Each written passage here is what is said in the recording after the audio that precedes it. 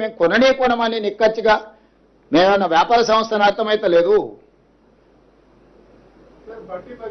చేసినామని చెప్పిండ్రు. మా పోలీస్ సిబ్బంది చెప్పిందే నేను ఒకవేళ సరెండర్ చేస్తే వాళ్ళ పిల్లవాడిని వాళ్ళ ఇంట్లో పెట్టుకొని పోలీసులను పిలిపించి అప్పచెప్తారు. అప్పజెన్షన్ మీ ఇల్లా నా ఇల్లా? రోడ్డు మధ్యలో పోలీసులు నాకాబందీ చేసి వెహికల్స్ని చెక్ చేస్తున్నప్పుడు అప్పా జంక్షన్లో బండి భగీరథ పోలీసులకు చిక్కిండు. ఇది మా పోలీసులు నాకు చెప్పింది. నిజంగానే అతన్ని సరెండర్ చేసేది ఉంటే అతను ఎక్కడున్నాడో అక్కడికి ఈడ మా అబ్బాయి ఉన్నాడు, మీరు వచ్చి పోలీసులు ఇతన్ని సరెండర్ చేసుకోండి అని చెప్పిండ్రు అనుకోండి, అప్పుడు మనం సరెండర్ అనుకోవచ్చు. రోడ్డు మధ్యలో పోలీసులు అతన్ని కస్టడీలోకి తీసుకొని మేము అరెస్ట్ చేసినామని పోలీసులు చెప్తుంటే నేను పోలీసుల మాట నమ్మాలనా లేకపోతే రాజకీయ నాయకుల మాట నమ్మాలనా? మీరు చెప్పండి. నేను అనేది ఏంటంటే అతను దగ్గరుండే పంపించి ఉండొచ్చు, నేను దగ్గర ఉన్నాడా లేడా అనేది నేను గవా కాదు. అతను ఏం చెప్తే అదే నిజం. ఏంటంటే వాళ్ళిద్దరు ఒక దగ్గర ఉన్నారా లేదా, 5 రోజులు అబ్స్కాండ్ అయినప్పుడు తండ్రి కొడుకులు ఒకే ఇంట్లో ఉన్నారా లేరా, ఇది కాదు కదా. మేము చాలా సిస్టమేటిక్గా విశ్లేషించుకొని కంప్లైంట్ వచ్చిన వెంబడే ఎఫ్ఐఆర్ చేసి ఒక పద్ధతి ప్రకారం ఈరోజు ప్రభుత్వం చర్యలు తీసుకున్నది. మా చర్యల్ని ప్రజలు కానీ కోర్టు కానీ ఎవరు తప్పుపట్టలే. కేటీఆర్ జడ్జిగా, ఆర్ఎస్ ప్రవీణ్ కుమార్ ఐఓగా ఈయన విచారణ చేసిండు, ఆయన శిక్ష విధించేసిండు. అసలు ఏం సిగ్గు కూడా పడారంటే అసలు ఇంత సిగ్గు తప్పిపోయిన వీళ్ళనంటే నాకు అర్థమే అవుతలేదు. ఇప్పుడు ప్రభుత్వానికి పోలీసులకు చట్టాలు ఉన్నాయి. ఫోక్సో కేసులా ఫిర్యాదు రాగానే ఎఫ్ఐఆర్ చేయాలా? 0 మీద ఎఫ్ఐఆర్ చేసినాం. ఎఫ్ఐఆర్ చేసిన తర్వాత పేరెంట్ స్టేట్మెంట్ చేసినాం. 24 అవర్స్లో అమ్మాయి స్టేట్మెంట్ రికార్డ్ చేయాలి.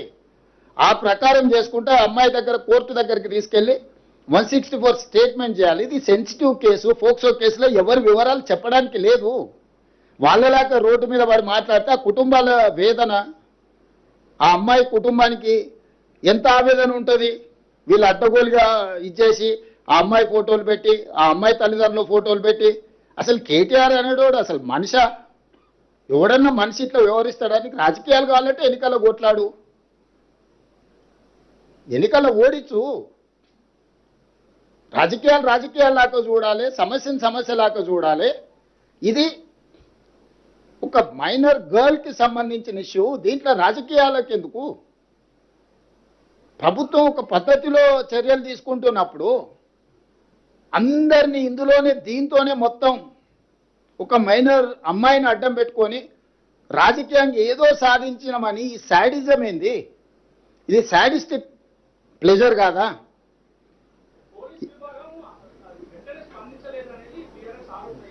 నేను అదేనా చెప్పేది, వాళ్ళ గురించి ఇప్పటి దగ్గర చెప్పింది. శాడిస్ట్ అని నేను చెప్తుంటే మళ్ళీ నువ్వు ఇంకా కొత్తది అడుగుతావేంది?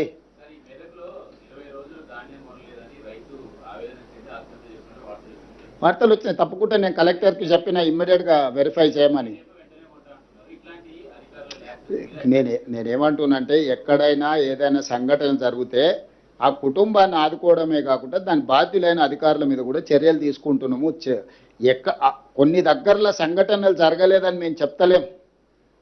కొన్ని ప్రభుత్వం దృష్టికి రాకుండా లేకపోతే కొంతమంది నిర్లక్ష్యంతో కొన్ని మిల్లులోలు టీఆర్ఎస్కి అనుకూలంగా ఆ మిల్లులు గత ప్రభుత్వంలో 1000 కోట్లు కొల్లగొడితే వాళ్ళ మీద పీడీ యాక్ట్ పెట్టి కేసులు కట్టి కోర్టు నుంచి తెచ్చి అరెస్ట్ చేసినాం.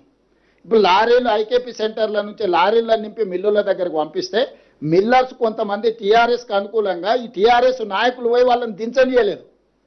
రోజుల కొద్ది ఆ లారీలను దించకుండా ఆపడంతో మళ్ళీ కొత్తగా ఐకేపీలో సేకరించిన ధాన్యాన్ని రవాణా చేయడానికి వాహనాలు లేవు. ఈ ఆర్గనైజ్డ్ క్రైమ్ చేస్తున్నారు బీఆర్ఎస్ వాళ్ళు. ఇప్పుడు టీఆర్ఎస్ అంటే కొత్త వాళ్ళు వస్తారు. మరి నాకు ఇదో సమస్య వచ్చి పడ్డది, ఇదో దరిద్రం మళ్ళా తోడు. డెఫినెట్గా గుర్తించిన సమయం సందర్భం వస్తుంది. ఒకేసారి నేను చెప్పేది అదే. మీరు ఇప్పుడు బండి భగీరథ్ గురించి నిన్న అడిగినారు. కేటీఆర్ బావమార్తి ఫామ్ హౌస్లో డైరెక్ట్గా డ్రగ్స్ తీసుకొని దొరికితే ఎందుకో కేటీఆర్ మా బావమార్తిని ఒంగబెట్టి పిల్లలు వలగొట్టని పోలీస్ స్టేషన్లో పోయి కోదండం ఎక్కించండి అని ఎందుకో చెప్పలేదు.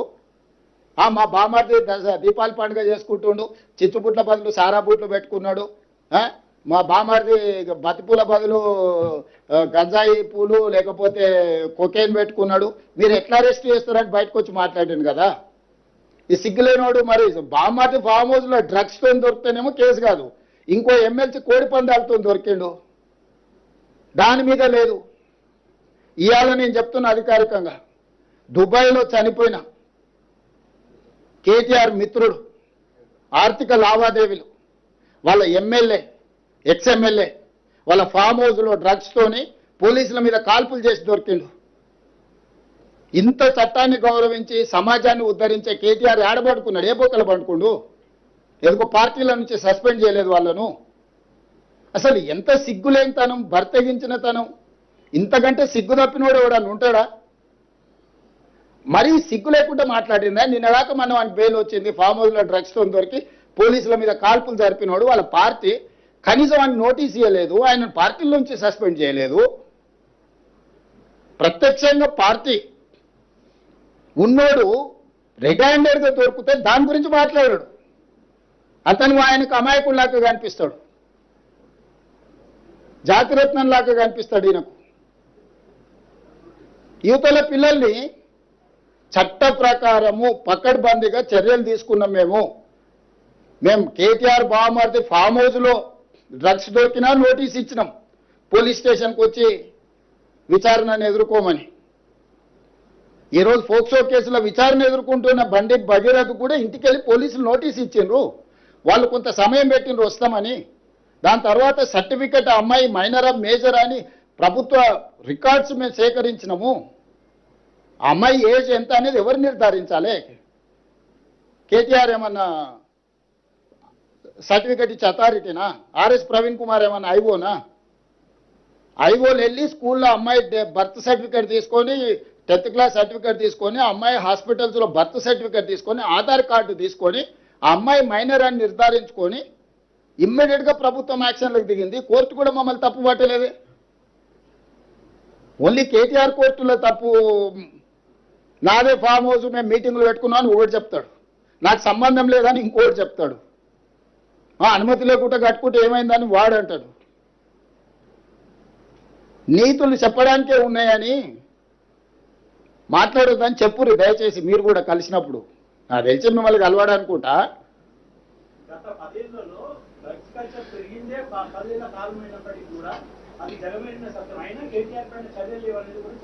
బస్ ఏదైనా చట్టం ప్రకారం చేయాల్సిందే. చట్టంలో ఉన్న లొసుగులను వాళ్ళని వాడుకుంటారు. కన్జ్యూమ్ చేసిన వాడు దొరికితే కూడా అతని బాధితుడి కింద చూడమని చట్టంలో ఉంది, స్టేషన్ బెయిల్ ఉంది.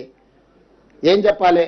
డ్రంక్ అండ్ డ్రైవ్లో దొరికితే జైలుకు పంపిస్తున్నావు, కొకేన్ గంజాయి కొట్టి దొరికితే బాధితుడు కాబట్టి అతన్ని అరెస్టు అటు స్టేషన్ బెయిల్ ఇవ్వమని చట్టంలో ఉంది. మీరు చెప్పండి ఏం చేయాలి? కేటీఆర్ అయినా ఆయన బావమరిది అయినా ఎవరైనా అదే కదా నేను అడిగేది. ఆ చట్టంలో ఉన్న వెసులుబాటును వాళ్ళు వాడుకుంటుండ్రు. ఆ చట్టాన్ని సవరించాల్సిన అవసరం ఉంది.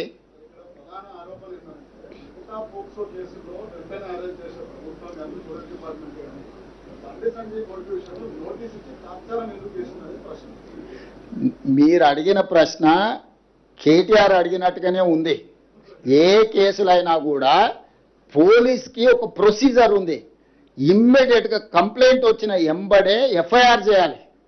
ఎఫ్ఐఆర్ చేసిన తర్వాత 24 గంటలల్లా ఆ అమ్మాయి స్టేట్మెంట్ రికార్డ్ చేయాలి.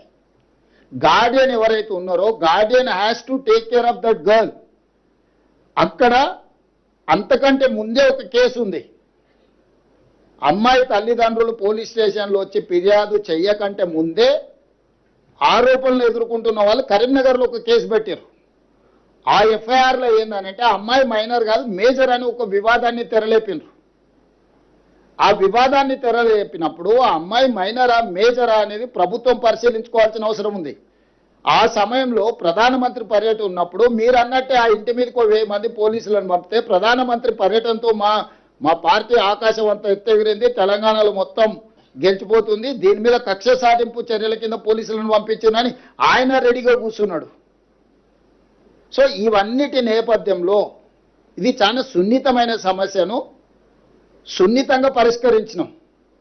ఎక్కడైనా సెక్షన్స్లలో ఏమైనా లోపం ఉందా, లేకపోతే అరెస్ట్లో లోపం ఉందా, రిమాండ్లో లోపం ఉందా, కోర్టులో మా వాదనలో ఏమైనా లోపం ఉందా? ఎక్కడ లోపం ఉంది చెప్పండి.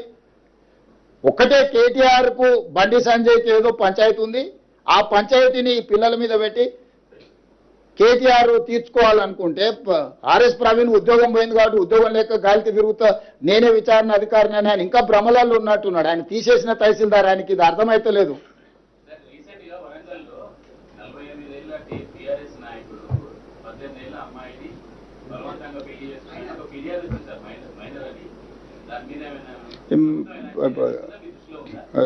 చారి గారు ఇప్పుడే మా దృష్టికి తెచ్చిండు. ఇమ్మీడియట్గా నేను డీజీపీ గారికి సూచన చేస్తున్నా, తక్షణమే చారి గారి ఫిర్యాదు మీద విచారణ చేయించండి. నేను వివరాలు తీసుకొని డెఫినెట్గా చెప్తాను.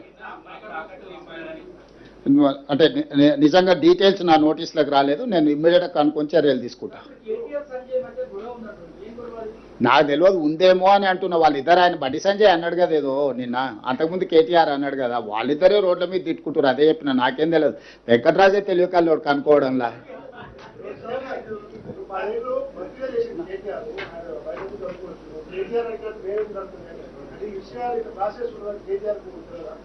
ఇప్పుడు ఆయనకు